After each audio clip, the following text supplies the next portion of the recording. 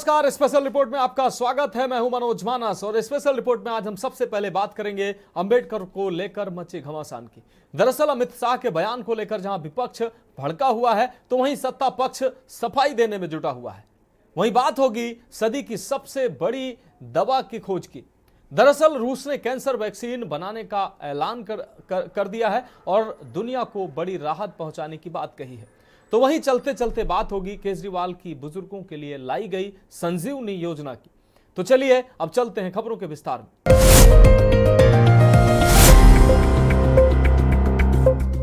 Special report में पहली report की बात करते हैं। केंद्रीय गृह मंत्री अमित शाह ने संविधान पर चर्चा का राज्यसभा में जवाब दिया।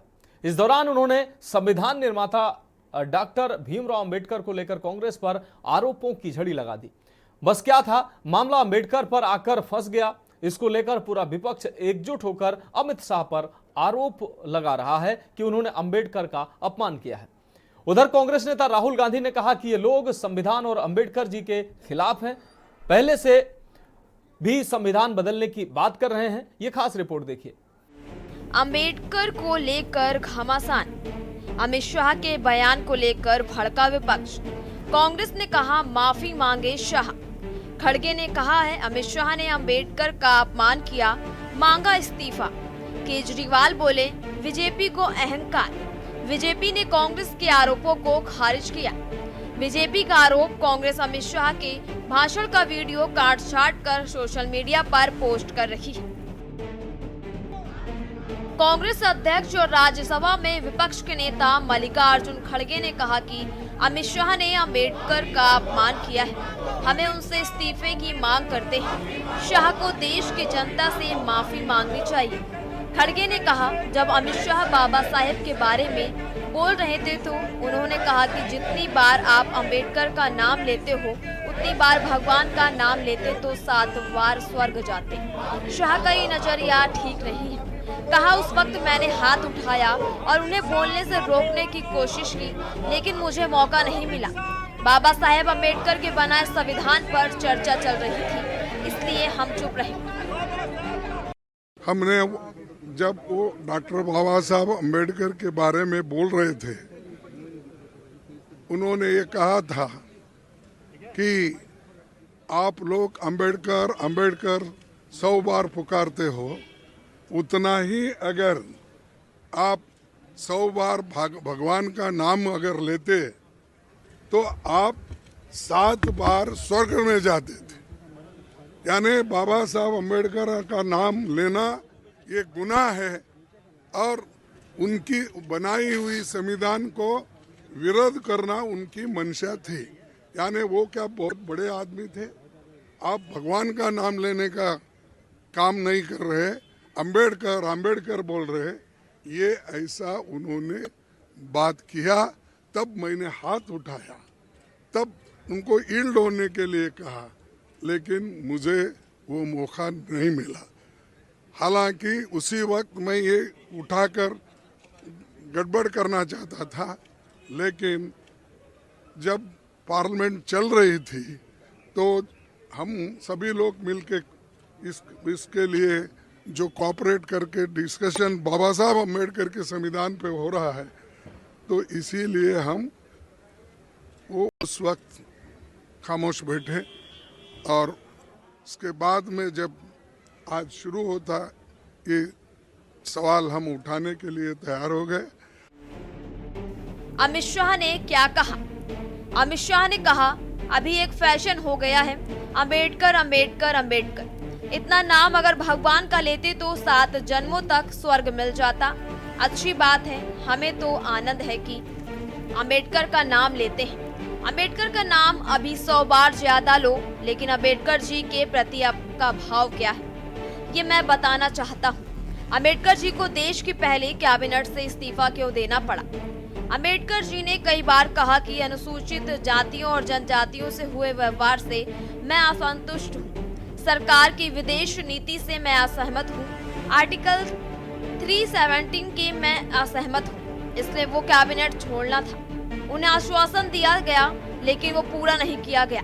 लगातार दरकिनार किए जाने में उन्होंने कैबिनेट से इस्तीफा दे दिया था। मित्रों, मैं आज जब आप सबके सामने उपस्थित हुआ हूं, तब राज्यसभा में मेरे बयान को तोड़ मरोड़ कर पेश किया गया।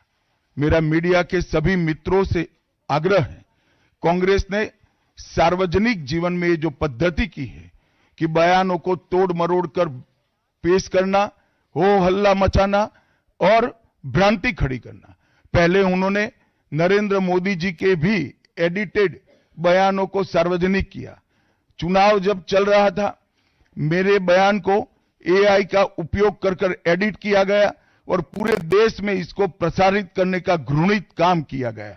और आज अंबेडकर जी के लिए मेरी बात को तोड़ मरोड़ कर वो पेश कर रहे हैं। मैं स्पष्टता के साथ कहना चाहता हूं, मीडिया को विनती भी करना चाहता हूं कि मेरा पूरा बयान जनता के सामने रखिए। मैं वो पार्टी से आता हूं जो पार्टी कभी अंबेडकर जी का अपमान नहीं कर सकती। पहले जनसंघ और फिर भारतीय जनता पार्टी ने हमेशा अंबेडकर जी के सिद्धांतों के आधार पर चलने का प्रयास किया है।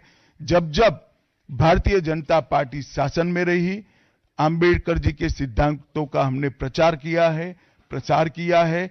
आरक्षण को और मजबूत करने का काम भारतीय जनता पार्टी ने किया है।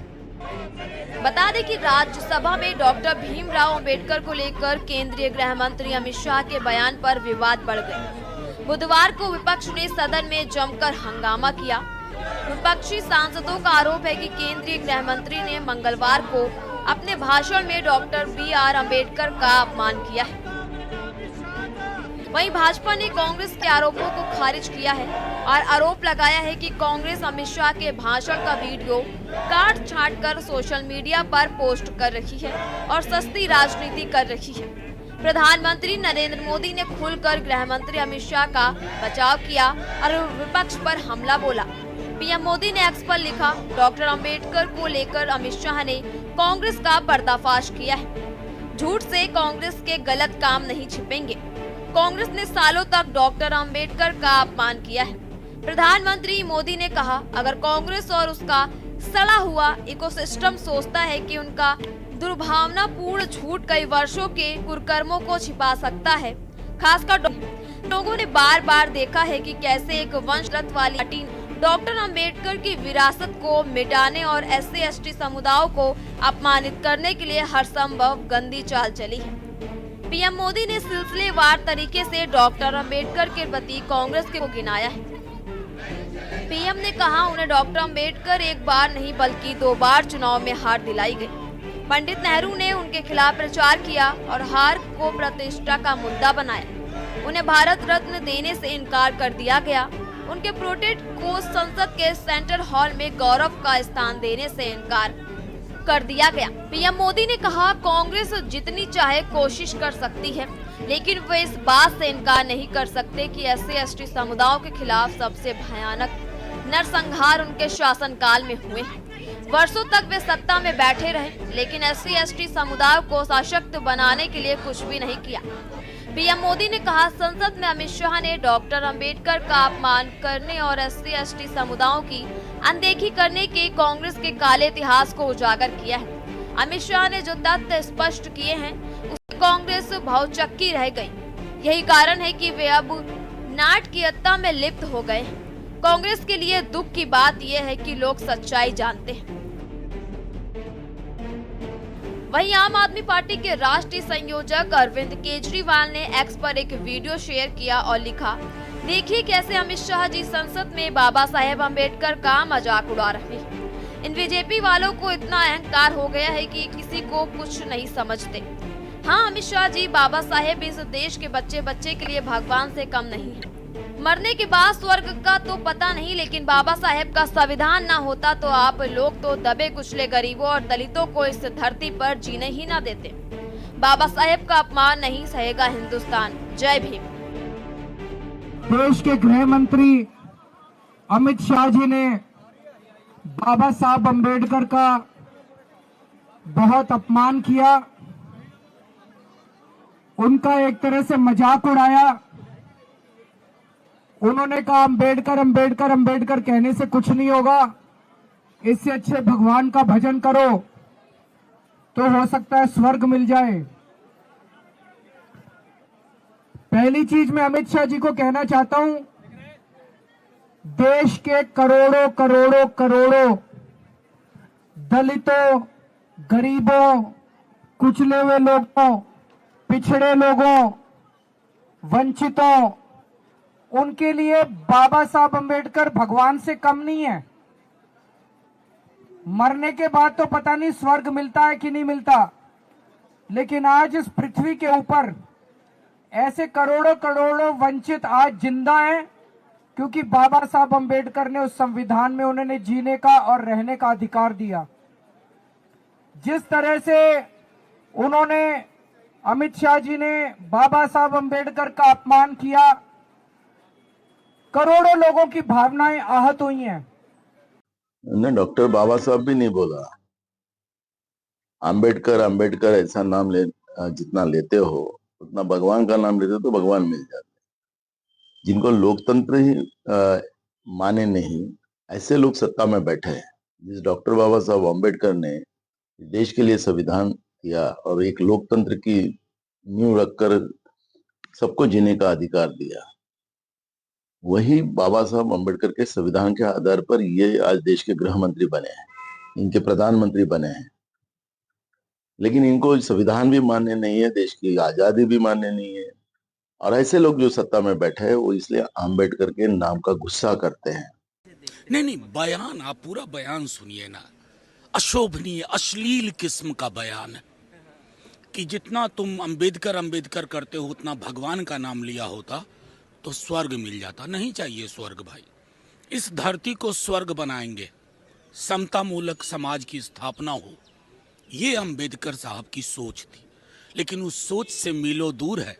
तो वो जो संघ का विधान अंदर है ना, वो जुबान पे आ गया, दिल की बात जुबान पे आई। माफी तो मांगनी पड़ेगी पूरे देश से, सदन से। आजाद समाज पार्टी काशीराम के प्रमुख और लोकसभा सांसद चंद्रशेखर आजाद ने कहा कि गृह मंत्री अमित शाह का बयान परम पूज्य बाबा साहेब डॉक्टर भीमराव अंबेडकर जी के ऐतिहासिक योगदान और सामाजिक न्याय के लिए उनके संघर्ष का अपमान है। परम पूज्य बाबा साहेब डॉक्टर भीमराव अंबेडकर जी का नाम लेना कोई फैशन नहीं, बल्कि समानता, स्वतंत्रता और सामाजिक परिवर्तन की उस क्रांति का प्रतीक है जिसने करोड़ों दबे कुचले लोगों को न्याय और अधिकार दिलाए। देखिए, वो बयान आपत्तिजनक है, चिंताजनक है, और उसको लेके बहुत बड़ा गुस्सा जो है हकवंचित समाज के लोगों में है। आज सोशल मीडिया से लेके देख लीजिए, मीडिया में और बहुत सारा जो है आपत्तिजनक जो है उस बयान को लेके बहुत सारी चर्चाएं हो रही हैं। इसका कारण ये है कि इस देश में बाबा साहब अम्बेडकर को, उनके विचारों को मानने वाले लोगों की संख्या बड़ी अधिक है। जब पिछली बार संविधान पे हमले की बात भारतीय जनता पार्टी के नेताओं ने कही कि हम संविधान बदल देंगे, तो खामियाजा भुगतना पड़ा कि एब्सोल्यूट मेजोरिटी भी इनसे चली गई। और अब बाबा साहब के बारे में इस तरह के शब्दों का प्रयोग, हालांकि मैं समझता हूं कि उनका जो पूरा भाषण था उसका वो किसी दूसरी पार्टी पे हमले का भाव था, लेकिन जिस तरह के शब्दों का प्रयोग किया गया, वो अम्बेडकरवादी लोग जो हैं, देश के में संविधान को मानने वाले लोग जो हैं, वो किसी कीमत पर स्वीकार नहीं करेंगे।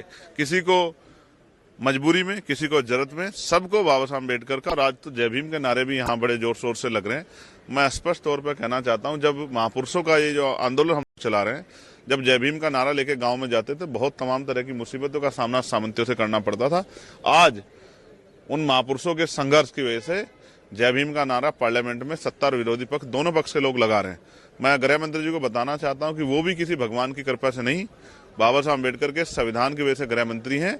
और प्रधानमंत्री भी, जो खुद को पिछड़े वर्ग का बताते हैं, वो भी भगवान की वजह से नहीं, भारतीय संविधान की वजह से प्राइम मिनिस्टर हैं। और उन्हीं बाबा साहब अम्बेडकर के बारे में आपत्तिजनक टिप्पणी करना ये ठीक नहीं है। इसका जवाब जो है हमारे लोग आने वाले समय में वोट की चोट से और संविधान से सख्ती बना कर देंगे। और गृह मंत्री जी याद रखें, कांग्रेस सत्ता में नहीं रही तो भाजपा भी सदा सत्ता में नहीं रहेगी, मगर बाबा साहब अम्बेडकर सदैव थे, सदैव हैं और सदैव रहेंगे। केंद्रीय कृषि मंत्री शिवराज सिंह चौहान ने कहा, कांग्रेस ने कभी डॉक्टर भीमराव अंबेडकर जी का सम्मान नहीं किया, उन्हें हमेशा नीचा दिखाने की कोशिश की। तब सदन में केंद्रीय गृह मंत्री अमित शाह ने अंबेडकर जी और दलित समाज के प्रति जब अपनी बात रखी तो कांग्रेस के पेट में दर्द होना शुरू हो गया। हो भी क्यों ना, कांग्रेस की सच्चाई अब देश जान रहा है, तो कांग्रेस भयभीत हो रही है। चिंतित है कि उनकी बची कुची जमीन भी छीनने जा रही है। कांग्रेस जवाब दे, राहुल जी, सोनिया जी और खड़गे जी जवाब दे। उन्होंने कब बाबा साहेब और उनकी भावनाओं का सम्मान किया? पंचतीर्थ का निर्माण किसने कराया? कांग्रेस जवाब दे। बाबा साहेब को नेहरू मंत्रिमंडल से इस्तीफा क्यों देना पड़ा था? कांग्रेस जवाब दे। आरक्षण के मामले में नेहरू जी से लेकर कांग्रेस की सरकारों ने उचित निर्णय क्यों नहीं लिए? कांग्रेस इसका जवाब दे। स्पेशल डेस्क के न्यूज़ इंडिया। तो स्पेशल रिपोर्ट में वक्त एक ब्रेक का है और ब्रेक के बाद अगली हम रिपोर्ट की बात करेंगे।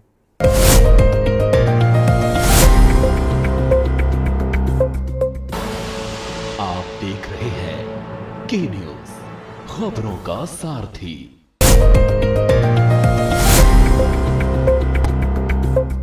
तो स्पेशल रिपोर्ट में अगली अहम रिपोर्ट की बात करते हैं। रूस ने दुनिया को बड़ी खुशखबरी दी है। रूस के वैज्ञानिकों ने दावा किया है कि उन्होंने कैंसर के खिलाफ एक नई वैक्सीन विकसित की है जो पूरी तरह से प्रभावी और इससे लाखों लोगों की जान बचाई जा सकती है। यह खास रिपोर्ट देखिए। रूस ने बनाई कैंसर वैक्सीन, विकसित की mRNA वैक्सीन। पुतिन सरकार ने कहा 2025 से नागरिकों को मुफ्त लगाएंगे। दावा, यह सदी की सबसे बड़ी खोज। क्लिनिकल ट्रायल से पता चला इससे ट्यूमर के विकास को रोकने में मदद मिलती है। आपको बता दें कि रूस के स्वास्थ्य मंत्रालय ने कैंसर की वैक्सीन बनाने में सफलता हासिल कर ली है। इसकी जानकारी रूसी स्वास्थ्य मंत्रालय के रेडियोलॉजी मेडिकल रिसर्च सेंटर के डायरेक्टर आंद्रेई काम्प्रीन ने रेडियो पर दी। रूसी मीडिया के मुताबिक इस वैक्सीन को अगले साल से रूस के नागरिकों को फ्री में लगाया जाएगा। बताया गया है कि रूस ने कैंसर के खिलाफ अपनी mRNA वैक्सीन विकसित कर ली। रूस की इस खोज को सदी की सबसे बड़ी खोज माना जा रहा है। वैक्सीन के क्लिनिकल ट्रायल से पता चलता है कि इससे ट्यूमर के विकास को रोकने में मदद मिलती है। आपको बता दें कि इससे पहले इस साल की शुरुआत में रूसी राष्ट्रपति व्लादिमीर पुतिन ने बताया था कि रूस कैंसर की वैक्सीन बनाने के बेहद करीब है। वही यह सच है कि दुनिया के बाकी हिस्सों की तरह रूस में भी कैंसर की दर बढ़ रही है। 2022 में 6,35,000 से अधिक मामले दर्ज किए जाएंगे। माना जाता है कि कोलन, स्तन और फेफड़ों का कैंसर देश में इस बीमारी का सबसे आम रूप है। उसी तरह पारंपरिक टीके बीमारी को रोकने के लिए वायरस का इस्तेमाल करते हैं। ये कैंसर कोशिकाओं की सतह से हानि रहित प्रोटीन का इस्तेमाल करते हैं, जिन्हें एंटीजन के रूप में जाना जाता है। जब इन एंटीजन को शरीर में पेश किया जाता है तो इसे उनके खिलाफ एंटीबॉडी डेवलप करने के लिए प्रतिरक्षा प्रणाली को उत्तेजित करना चाहिए। अन्य देश भी अपने स्वयं के व्यक्तिगत कैंसर टीके विकसित करने के लिए काम कर रहे हैं। क्या होती है mRNA वैक्सीन? mRNA या मैसेंजर RNA इंसानों के जेनेटिक कोड का एक छोटा सा हिस्सा है जो हमारी सेल्स यानी कि कोशिकाओं में प्रोटीन बनाती है। शरीर पर कोई वायरस या बैक्टीरिया हमला करता है तो mRNA टेक्नोलॉजी रक्षक होती है। हमारी सेल्स को उस वायरस या बैक्टीरिया से लड़ने के लिए प्रोटीन बनाने का मैसेज भेजती है। इससे हमारे इम्यून सिस्टम को जो जरूरी प्रोटीन चाहिए वो मिल जाता है। हमारे शरीर में एंटीबॉडी बन जाती है। इसका सबसे बड़ा फायदा ये है कि इससे कन्वेंशनल वैक्सीन के मुकाबले ज्यादा जल्दी वैक्सीन बन सकती है। इससे शरीर की इम्यूनिटी भी मजबूत होती है। भारत में भी पुरुषों से ज्यादा महिलाओं को कैंसर। आज पूरी दुनिया कैंसर जैसी गंभीर बीमारी से परेशान है। इस बीच रूस ने इस बीमारी के समाधान के लिए एक बड़ा ऐलान किया है। रूस ने कहा कि उसने कैंसर की वैक्सीन बना ली है जो सभी नागरिकों के लिए फ्री में उपलब्ध होगी। आपको बता दें कि भारत में पुरुषों से ज्यादा महिलाओं को कैंसर है। भारत में 2022 में कैंसर के 14.13 लाख नए केस सामने आए थे। इनमें 7.22 लाख महिलाओं में जबकि 6.91 लाख पुरुषों में कैंसर पाया गया। 2022 में 9.16 लाख मरीजों की कैंसर से मौत हुई। Indian council of medical research का आकलन है कि 5 साल में देश में 12% की दर से कैंसर मरीज बढ़ेंगे। लेकिन सबसे बड़ी चुनौती कम उम्र में कैंसर का शिकार होने की है। नेचर जर्नल में प्रकाशित एक रिसर्च के अनुसार कम उम्र में कैंसर की सबसे बड़ी वजहों में हमारी लाइफ स्टाइल है। ग्लोबल कैंसर ऑब्जर्वेटरी के आंकड़ों के अनुसार 50 साल की उम्र से पहले ब्रेस्ट, प्रोस्टेट और थायराइड कैंसर सबसे ज्यादा हो रहे हैं। भारत में ब्रेस्ट, मुंह, गर्भाशय और फेफड़ों के कैंसर के सबसे ज्यादा मामले सामने आ रहे हैं। स्पेशल डेस्क के न्यूज इंडिया। तो स्पेशल रिपोर्ट में अगली अहम रिपोर्ट की बात करते हैं। अरविंद केजरीवाल ने पिछले हफ्ते महिला सम्मान योजना का ऐलान किया था, जिसके तहत दिल्ली की 18 साल से अधिक उम्र की महिलाओं को हर महीने 1000 रुपए, जबकि चुनाव जीतने के बाद 2100 रुपए मिलना शुरू हो जाएंगे। दिल्ली में अगले साल की शुरुआत में विधानसभा चुनाव होने जा रहे हैं। इससे पहले आम आदमी पार्टी के संयोजक अरविंद केजरीवाल ने बुजुर्गों के लिए संजीवनी योजना लॉन्च की है। इसके तहत राजधानी के 60 साल से ज्यादा उम्र के बुजुर्गों का इलाज अब निःशुल्क किया जाएगा। ये रिपोर्ट देखें। संजीवनी योजना की खास बातें। केजरीवाल बुजुर्गों के लिए लाए संजीवनी योजना। हर अस्पताल में मुफ्त इलाज। दिल्ली में 60 साल से अधिक उम्र वालों को मिलेगा लाभ। सरकारी और निजी दोनों अस्पतालों में मिलेगी यह सुविधा। इस योजना में कोई आय सीमा नहीं। केजरीवाल ने कहा कि 2 से 3 दिन में आप कार्यकर्ता आपके दरवाजे तक पहुंचेंगे। आने वाले दिनों में आप कार्यकर्ताओं द्वारा घर घर जाकर पंजीकरण शुरू किया जाएगा। दिल्ली में अगले साल होने वाले विधानसभा चुनाव से पहले केजरीवाल ने एक और बड़ा ऐलान कर दिया है। अरविंद केजरीवाल ने बुजुर्गों के लिए संजीवनी योजना लॉन्च कर दी है। इसके तहत राजधानी के 60 साल से ज्यादा उम्र के बुजुर्गों का इलाज निःशुल्क होगा। केजरीवाल ने प्रेस कॉन्फ्रेंस के दौरान कहा कि दिल्ली के हमारे सभी बुजुर्गों के लिए खुशखबरी है। दिल्ली में 60 साल से ज्यादा उम्र के सभी बुजुर्गों को लाभ दिया जाएगा। पिछले हफ्ते ही केजरीवाल ने महिला सम्मान योजना का ऐलान किया था, जिसके तहत दिल्ली की 18 साल से अधिक उम्र की महिलाओं को हर महीने 1000 रुपए, जबकि चुनाव जीतने के बाद 2100 रुपए मिलना शुरू हो जाएंगे। बता दें कि ये ऐलान अगले साल होने जा रहे दिल्ली विधानसभा चुनाव से पहले किया गया है। दरअसल आम आदमी पार्टी तीसरी बार दिल्ली की सत्ता में लौटने की तैयारी कर रही है। हमने दिल्ली में श्रवण कुमार जी से प्रेरित होके मुख्यमंत्री तीर्थ यात्रा योजना लागू की। इस योजना के तहत अभी तक लगभग 1 लाख बुजुर्ग देश के कोने कोने में तीर्थ यात्रा कर चुके हैं। इसमें कई स्थान आते हैं: रामेश्वरम, शिरडी बाबा, अजमेर शरीफ, अयोध्या जी, मथुरा, वृंदावन, ऋषिकेश, पुरी जी, द्वारकाधीश, काफी सारे स्थान आते हैं और आप लोग वहां पे तीर्थ यात्रा करके आए। सारा खर्चा दिल्ली सरकार देती है। आपको आपके घर से एक बस आती है लेने के लिए, आपको आपके घर से लेके जाते हैं, रेलवे स्टेशन तक लेके जाते हैं। रेलवे स्टेशन पे एसी ट्रेन होती है। ट्रेन में आपकी पूरी खातिर की जाती है। रास्ते का सारा सामान आपको एक थैले में दिया जाता है। जहां पहुंचते हैं वहां पे फिर बस का इंतजाम रहता है। होटल फ्री होता है और आपका आने जाने, रहने, खाने पीने का सारा खर्चा सरकार देती है। बदले में हमें और दिल्ली के 2 करोड़ लोगों को दुआएं मिलती हैं, जिसकी कोई कीमत नहीं होती।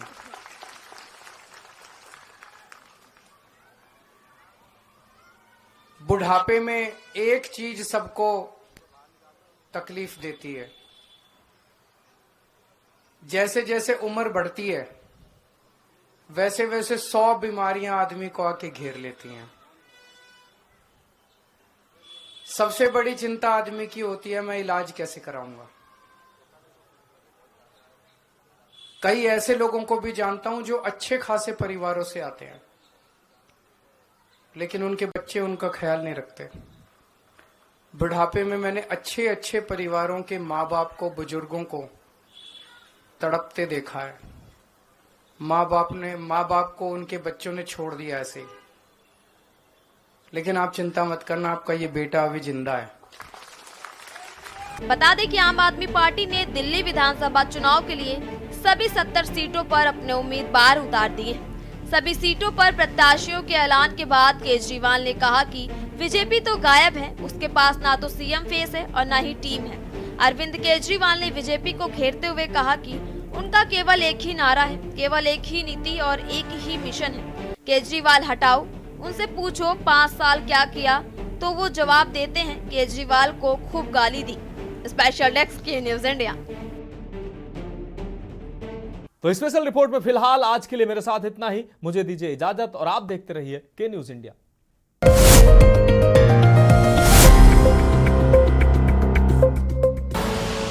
आप देख रहे हैं के न्यूज, खबरों का